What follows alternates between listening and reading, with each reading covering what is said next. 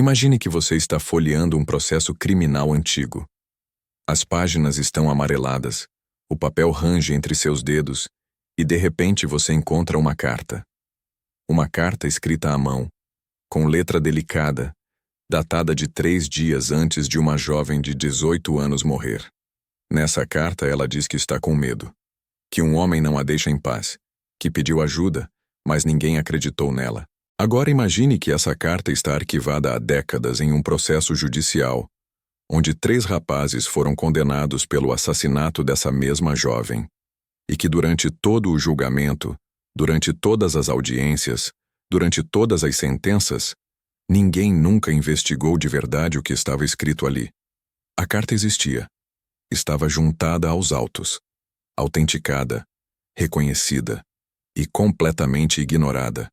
Essa é a história real de Aida Jacob Cury. E essa é a carta que poderia ter mudado tudo. 14 de julho de 1958. Rio de Janeiro. Uma segunda-feira de inverno. Por volta das 11h30 da manhã, moradores da Avenida Atlântica, em Copacabana, ouvem um som surdo na calçada. Alguns correm até as janelas. Outros descem pelas escadas.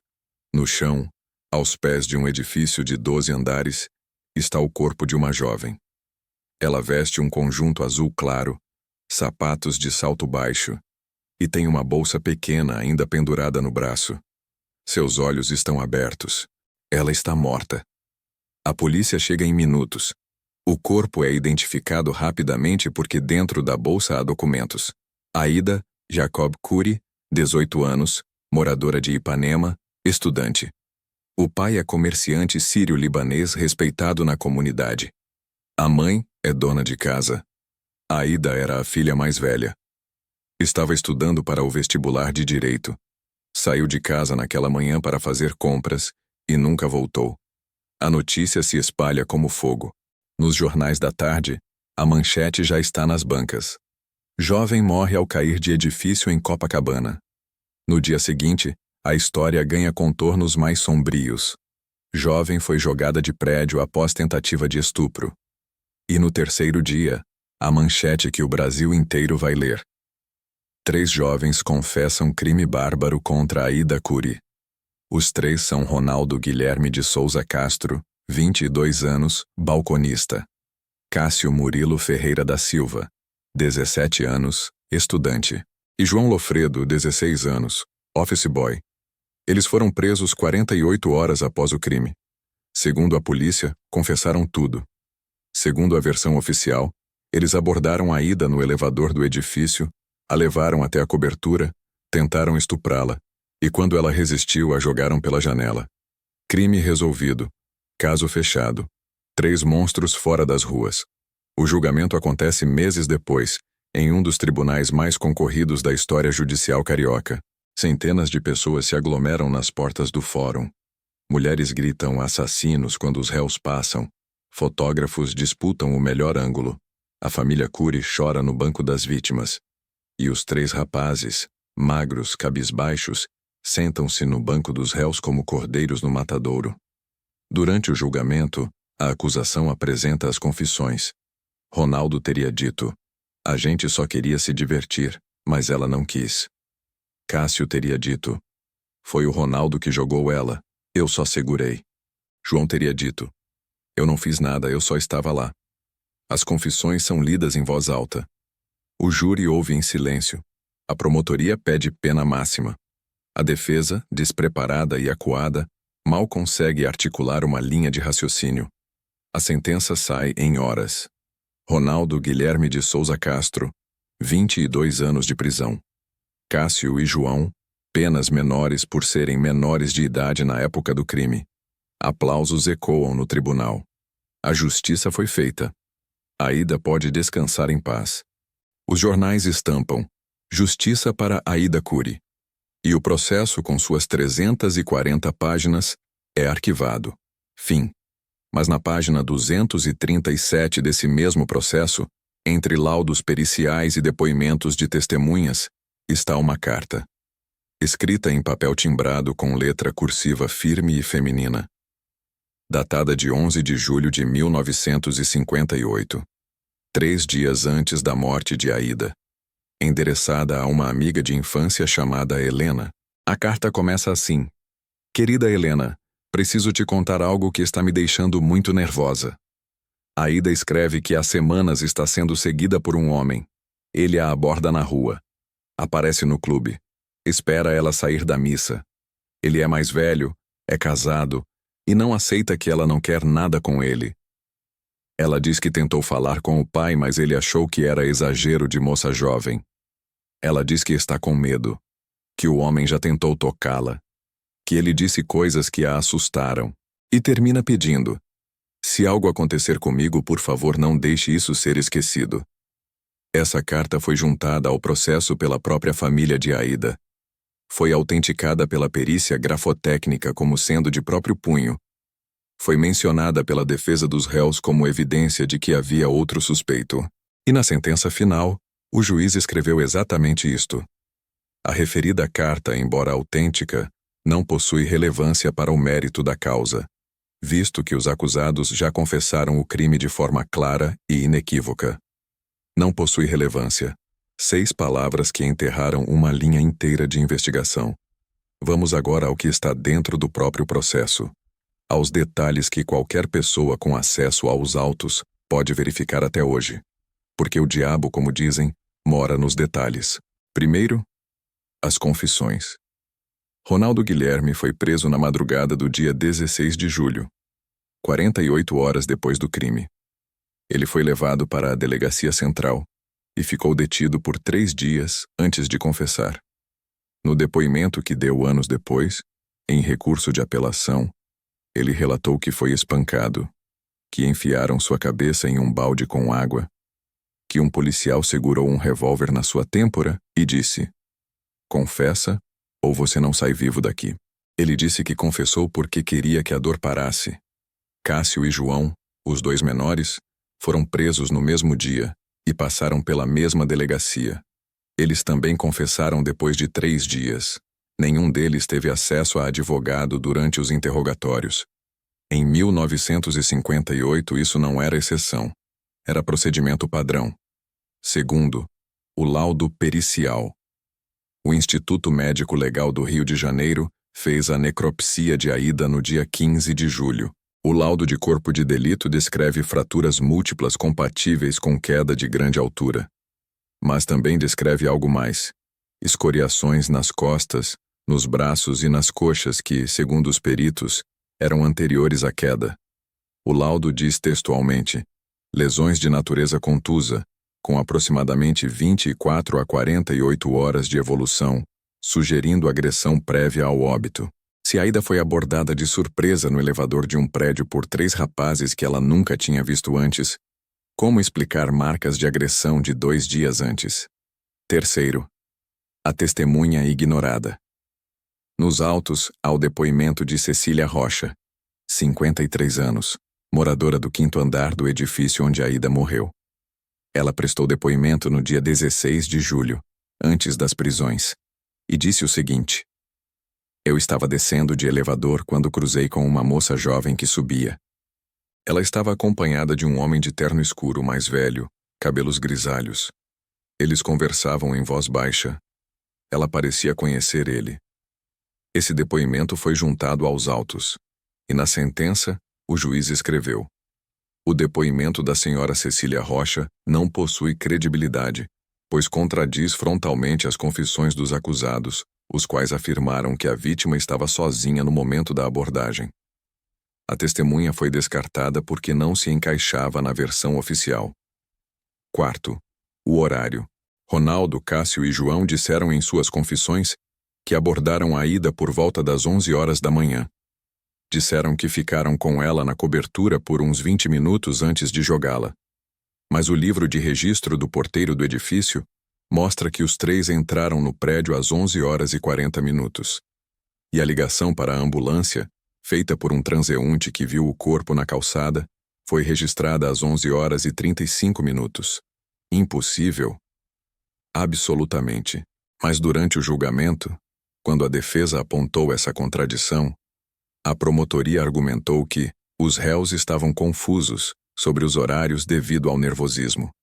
E o juiz acatou. Agora voltemos à carta, porque dentro dela está o nome que nunca foi investigado. Aida não escreveu o nome completo do homem, mas deu pistas. Ela escreveu: ele diz que é homem de negócios. Encontrei ele no clube algumas vezes. Ele é casado e tem filhos, mas age como se isso não importasse. Ele não me deixa em paz. O clube a que Aida se referia era o clube municipal no centro do Rio, onde sua família tinha associação. Na década de 50, era um espaço frequentado pela elite carioca. Em 2004, quando o caso foi parcialmente reaberto pelo Ministério Público para investigar denúncias de tortura nas confissões, investigadores particulares contratados pela família Cury fizeram algo que a polícia nunca fez em 1958. Cruzaram a lista de membros do clube municipal com homens casados, entre 30 e 50 anos, que tivessem negócios no Rio, e encontraram um nome: Geraldo Pinto de Almeida, 42 anos em 1958, casado, 3 filhos, dono de uma empresa de importação e exportação, família tradicional do Leblon, membro ativo do clube municipal desde 1945. Geraldo Pinto de Almeida nunca foi chamado para depor. Nunca foi investigado. Seu nome não aparece uma única vez em 340 páginas de processo. Por quê? Porque em 1958, no Rio de Janeiro, Geraldo Pinto de Almeida não era um homem qualquer. Era intocável, sobrenome de peso, conexões políticas, dinheiro. E do outro lado, 3 rapazes de classe média baixa, sem advogados caros, sem sobrenome que importasse. Convenientes, descartáveis. Agora imagine a história de outra forma. Imagine que Aida estava mesmo sendo assediada havia semanas por um homem poderoso que não aceitava um não como resposta. Imagine que houve um primeiro encontro, talvez forçado, que resultou nas escoriações que os peritos encontraram nas costas dela. Imagine que no dia 14 de julho, ele a convenceu ou a coagiu a encontrá-lo naquele edifício. A testemunha que viu Aida entrar com um homem de terno escuro mais velho corrobora isso.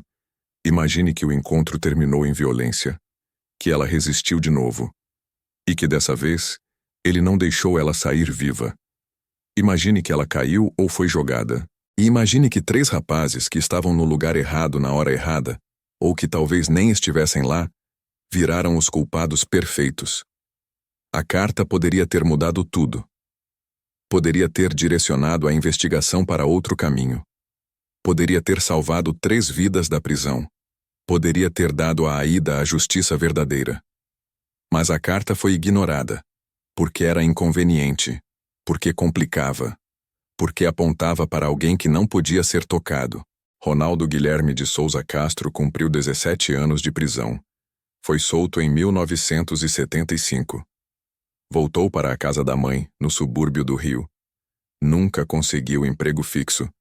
Morreu em 1989, aos 53 anos, de cirrose. Até o fim, dizia para quem quisesse ouvir: eu não matei aquela moça. Eu não estava lá. Ninguém acreditava nele. Cássio Murilo Ferreira da Silva cumpriu 6 anos em reformatório para menores. Saiu em 1964. Mudou de nome, mudou de cidade. Nunca mais falou sobre o caso. Desapareceu. João Lofredo cumpriu 5 anos. Saiu em 1963. Tentou retomar a vida. Casou-se, teve 2 filhos. Morreu em 1997 aos 55 anos. Nos últimos anos de vida, deu uma entrevista a um jornal pequeno de bairro. Disse: eles precisavam de culpados, e nós servimos. Geraldo Pinto de Almeida morreu em 1993, aos 77 anos. Em sua mansão no Leblon, cercado pela família. O obituário publicado no Jornal do Brasil o descreveu como empresário íntegro, pai dedicado, pilar da comunidade sírio-libanesa. Ele nunca foi questionado sobre Aida Cury. Nunca precisou responder nada, porque nunca foi investigado. A carta continua lá. Página 237 dos autos do processo criminal. número 1958.00, 1.0, 234, 56-7, arquivado no Tribunal de Justiça do Rio de Janeiro. Qualquer cidadão pode solicitar acesso. Pode ver com os próprios olhos a letra delicada de Aida. Pode ler as palavras que ela escreveu 3 dias antes de morrer. Pode sentir o medo que ela sentia. E pode se perguntar: por que ninguém fez nada? Em 2013, a história de Aida Curi voltou aos holofotes por um motivo inesperado. A Rede Globo exibiu uma minissérie dramatizando o caso. A família Curi entrou na justiça alegando violação da memória de Aida. O processo correu por anos. E durante as investigações processuais, advogados tiveram acesso aos autos originais de 1958 e encontraram a carta. Peritos criminais modernos analisaram o documento. A conclusão técnica foi: documento de alta relevância investigativa, que deveria ter gerado linha de investigação autônoma e prioritária, sob pena de comprometimento da verdade material dos fatos. Mas já era tarde demais. Todos os envolvidos estavam mortos. As testemunhas mortas. Os policiais, mortos. O juiz, morto. A verdade, enterrada junto com eles. Existe um conceito no direito chamado verdade processual. É a verdade que o processo judicial constrói a partir das provas apresentadas, analisadas e aceitas. Mas a verdade processual nem sempre é a verdade real. Às vezes é apenas a verdade conveniente. A verdade que cabe. A verdade que não incomoda. Aida Curi escreveu uma carta pedindo ajuda. Ela tinha medo. Ela sabia que estava em perigo. E 3 dias depois, estava morta. A carta estava lá, no processo, gritando por atenção. Mas ninguém quis ouvir. Porque ouvir significaria investigar de verdade. Significaria questionar confissões obtidas sob tortura. Significaria apontar o dedo para alguém poderoso. Significaria admitir que talvez a justiça tenha falhado. E a justiça falhou. Não por falta de provas, mas porque certas provas são simplesmente ignoradas. Hoje a carta de Aida é estudada em faculdades de direito como exemplo de falha investigativa. É citada em manuais de criminalística como prova ignorada. É mencionada em documentários sobre erros judiciais. Mas para a justiça oficial, para os registros históricos, para o processo arquivado, ela continua sendo apenas um documento sem relevância. Aida Jacó Curi está enterrada no cemitério israelita do Caju, no Rio de Janeiro. Seu túmulo recebe flores até hoje. Pessoas que nunca a conheceram visitam e deixam bilhetes. Muitos dizem: desculpe, a justiça falhou com você. E falharam mesmo. Porque a verdadeira justiça não é apenas punir culpados. É encontrar os culpados certos. É ouvir as vítimas. É investigar todas as pistas. É ler as cartas que elas deixam para trás. A carta está lá. Sempre esteve. Amarelada, antiga, esquecida. Mas ainda gritando a verdade que ninguém quis ouvir. Ainda dizendo: eu avisei, eu pedi ajuda, e ninguém me ouviu. Essa é a história de Aida Curi. Essa é a história da prova que foi ignorada. E essa é a lembrança de que às vezes a maior injustiça não é a falta de evidências. É fingir que elas não existem.